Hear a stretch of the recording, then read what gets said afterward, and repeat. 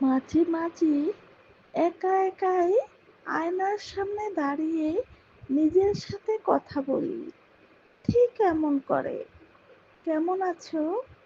ভালো আছি। মিথ্যা বললাম। কেন মন খারাপ? কারণটা বললে তুমি বুঝবে না। কাউকে বলো না কেন? সবাই শোনে, কিন্তু কেউ বোঝে না। তাহলে চুপ করে থাকো কেন? কারণ চুপ থাকাটাই এখন সবচেয়ে সহজ।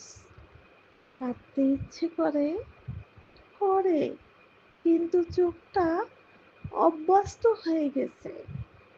তবুও বেঁচে আছো কেন? হয়তো একটা আশায়। কেউ একদিন সত্যিই জিজ্ঞেস করবে, তুমি সত্যিই কেমন আছো? মনির সিরিজ, মনির ছোঁয়া, ছুঁয়ে দাও মনির।